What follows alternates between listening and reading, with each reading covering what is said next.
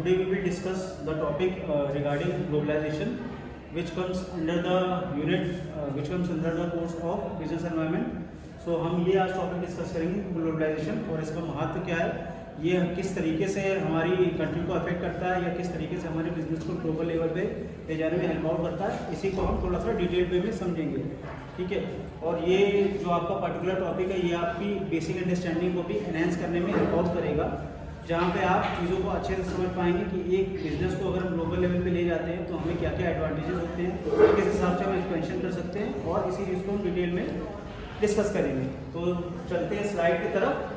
Basically जो हमारा topic globalisation है ये है क्या, ग्लोबलाइजेशन का बेसिकली मतलब क्या है कि जैसा कि इसमें साफ साफ लिखा हुआ है कि globalisation is a free movement of people, goods, services across boundaries. जब हम बाउंड्रीज की बात करते हैं, ठीक है, तो ये एक फ्री मूवमेंट है, ठीक है, जहाँ पे जो बेसिकली जो लोग हैं, ठीक है, जो भी एंटरप्रेन्योर्स हैं, जो बिजनेस अपना करना चाहते हैं और जो बिजनेस करते हैं वो ग्लोबल लेवल पे ले जाते हैं। इसमें साफ से लिखा हुआ है people, goods and service across boundaries. हम क्या एक्सचेंज करते हैं बिजनेस में, पीपल भी एक्सचेंज करते हैं क्योंकि हमें बेसिकली लेबर क्लास की जरूरत पड़ती है, ठीक है, एम्प्लॉयमेंट के लिए मैनेजर्स की भी जरूरत पड़ेगी, इंजीनियर्स की भी जरूरत पड़ेगी, तो उसको भी एक्सचेंज करेंगे। साथ ही साथ गुड्स को एक्सचेंज करते हैं, ठीक है, कोई भी फाइनल प्रोडक्ट बनाते हैं तो उसको हम एक्सचेंज करते हैं।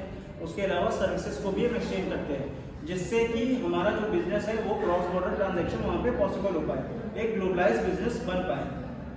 एक मूवमेंट एक तरीके का ये, this is manage as a unified and integrated manner. और इसको हम कैसे मैनेज करते हैं, ग्लोबलाइजेशन की अगर बात करते हैं तो कोई भी बिजनेस एक यूनिफाइड मैनर में, ठीक है, एक सिस्टमैटिक मैनर में इसको हमें मैनेज करना चाहिए, और हम इसको उसी तरीके से मैनेज करते हैं। कोई भी एंटरप्रेन्योर अपना बिजनेस हैपहज़ार्ड वे में, ठीक है, या कंफ्यूजिंग वे में नहीं चलाता है। जो भी एंटरप्रेन्योर है वो होस्ट कंट्री, होम कंट्री में एक ऐसा कोऑर्डिनेशन रखता है जहाँ पे कोई डिस्टर्बेंस ना आए और साथ में मिलके एक ऑर्गेनाइजेशन वर्क कर पाए। क्योंकि जब हम ग्लोबलाइजेशन की बात करते हैं तो अगर इंटीग्रिटी नहीं होगी होस्ट कंट्री और होम कंट्री के ऑर्गेनाइजेशंस में, तो वहाँ पे प्रॉब्लमेटिक सिचुएशंस अपने आप आ जाती हैं। और हम इसमें आगे देखते हैं further, it can be seen as a scheme to open global economy as well as extracted growth in trade. जाहिर सी बात है, ग्लोबलाइजेशन की बात कर रहे हैं, ग्लोबल लेवल पे बिजनेस की बात करने लग रहे हैं, तो वहाँ पे क्या हो रहा है कि जो एक्सचेंज होगा वो मॉनेटरी टर्म्स में भी होगा, ठीक है, मॉनेटरी टर्म्स में हो रहा है। तो जाहिर सी बात है कि ग्लोबली हम स्ट्रॉन्ग होगी, ग्लोबल इकोनॉमी जो हमारी है वो एनहेंस होगी, वो बूस्ट होगी। इंडिया में क्या है, रुपी चलता है, बाहर क्या है कि यूएस डॉलर चल रहे हैं, कहीं पे कोई और करेंसी है, कहीं पे चाइना में बेसिकली जैसे येन होगी, ठीक है, और भी करेंसी से आपस में एक्सचेंज होता है क्योंकि हम ग्लोबल लेवल पे बिजनेस कर रहे हैं। करेंसी एक्सचेंज की वजह से जो इकोनॉमिकली हम लोग बेसिकली हमारा बिजनेस इकोनॉमिकली बूस्ट करता है और वो अल्टीमेटली हमारी कंट्री को भी बूस्ट अप करने में हेल्प आउट करता है। तो यही है बेसिकली ग्लोबलाइजेशन, जहाँ पे हम अपनी ऑर्गेनाइजेशन को तो आगे बढ़ाते ही बढ़ाते हैं, साथ ही साथ डायरेक्टली और इनडायरेक्टली अपनी कंट्री को भी प्रमोट करते हैं। Hence, when the countries were previously shut for foreign investment and the trade have now burned down barriers.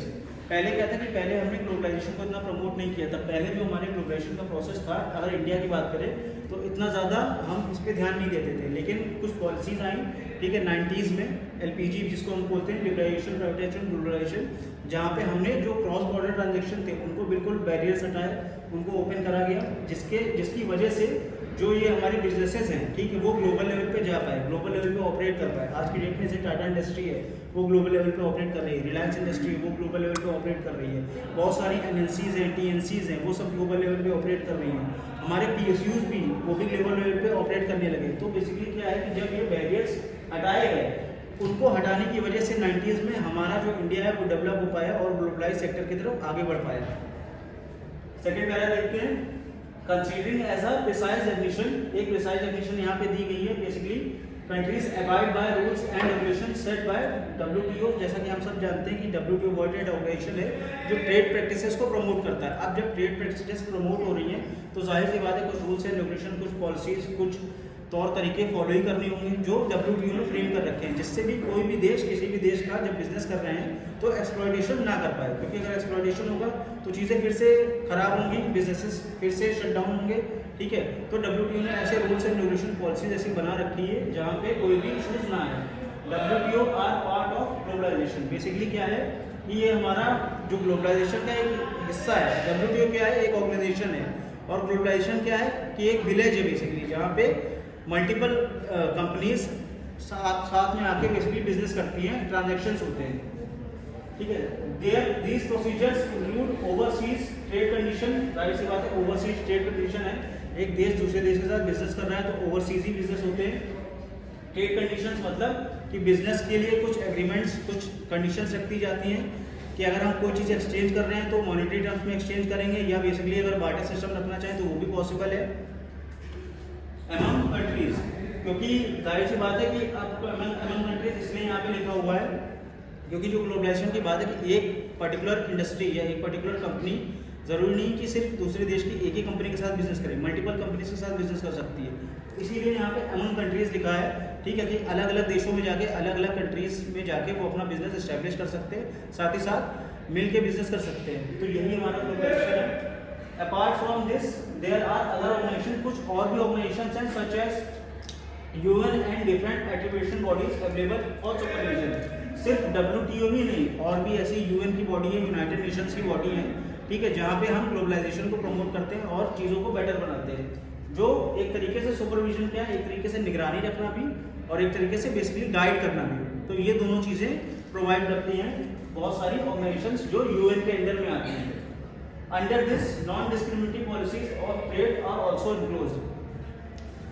In policies की वजह से, इन रूल्स एंड रेगुलेशन की वजह से, ठीक है, जो कहीं पे कोई डिस्क्रिमिनेशन आने वाला होता है वो चीज़ नहीं बेसिकली जनरेट हो पाती है, ठीक है, एक प्रॉपर तरीके से, सही तरीके से बिजनेस कंडक्ट हो पाता है, और जो कि बहुत ज़रूरी है क्योंकि अगर कोई भी इंडस्ट्री दूसरी जगह जाके बिजनेस करती है, वो अगर एथिकल वे में बिजनेस ना करे और रूल्स एंड रेगुलेशन को फॉलो करके बिजनेस ना करे तो हम उस लेवल पे ग्लोबलाइजेशन को भी प्रमोट नहीं कर पाएंगे, कोई भी बिजनेस उतना बड़ा नहीं बन पाएगा। तो ये बेसिकली हमारी अभी तक की डेफिनेशन थी ग्लोबलाइजेशन की। अब हम आगे मूव ऑन करते हैं। Indian economy reacts to globalisation. हमारी इंडियन इकोनॉमी बेसिकली किस तरीके से रिएक्ट करती है ग्लोबलाइजेशन की तरफ। जाहिर सी बात है कि अगर इंडिया की बात करो, इंडिया एक डेवलपिंग नेशन है, ठीक है, तो हमें अगर डेवलपिंग नेशन से डेवलप्ड नेशन बनना है तो जाहिर सी बात है कि हमें एंटरप्रेन्योरशिप को प्रमोट करना पड़ेगा, ग्लोबल बिजनेसों को प्रमोट करना पड़ेगा, उन ऑर्गेनाइजेशंस को प्रमोट करना पड़ेगा जो इस ऑर्गेनाइजेशन को, मतलब हमें बेसिकली अपने ऑर्गेनाइजेशन को इस लेवल पे लेके जाना है ताकि वो दूसरी कंट्रीज में भी ऑपरेट कर पाए। तो इंडिया का बहुत बड़ा बेसिकली रोल रहा है ग्लोबलाइजेशन में, जैसा कि हम फर्स्ट पैरा में देख सकते हैं, ठीक है। When we talk about globalisation and the Indian economy, अगर हम इंडियन इकोनॉमी में ग्लोबलाइजेशन की बात करें, एक ही नाम आता है basically, one name strikes, doctor Manmohan Singh.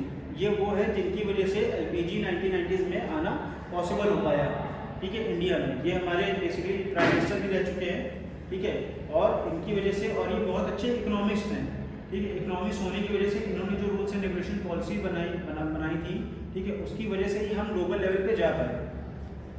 ये हमारे basically he was the finance minister in 1990s। ये 1990s के फाइनेंस मिनिस्टर थे, ठीक है, when the globalisation was fully implemented and experience in India. इन्हीं की रूल्स एंड रेगुलेशन पॉलिसीज के जरिए, ठीक है, क्योंकि ये फाइनेंस मिनिस्टर थे उस टाइम पे, हम ग्लोबलाइजेशन को प्रमोट कर पाए और अपने देश में बेसिकली कुछ रूल्स एंड रेगुलेशन, कुछ बैरियर्स जो थे उनको हटा पाए, जिसकी वजह से हम LPG की तरफ मूव ऑन कर पाए। He was the front man who framed the economic liberalisation proposal. Front man basically पहले आदमी, जैसा हम कह सकते हैं, यही वो थे जिनकी वजह से हम इस पॉलिसी की तरफ आगे बढ़ पाए, लिबरलाइजेशन प्रपोजल को हम एग्जीक्यूट कर पाए।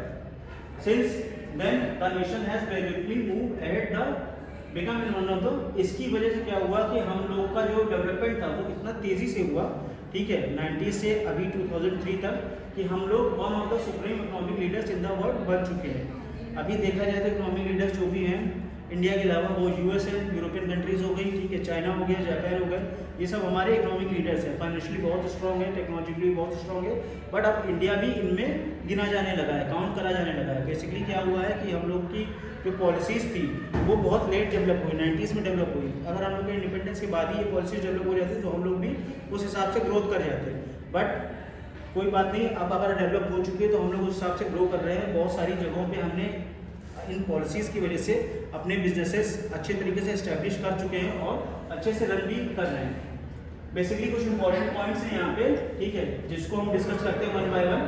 पहला पॉइंट डिस्कस करते हैं, after 1991 the rise in GDP that drop to 13% in 1991 to 2022। जो हमारी GDP का राइज हुआ था वो बेसिकली थोड़ा सा गिराव भी हुआ था यहाँ।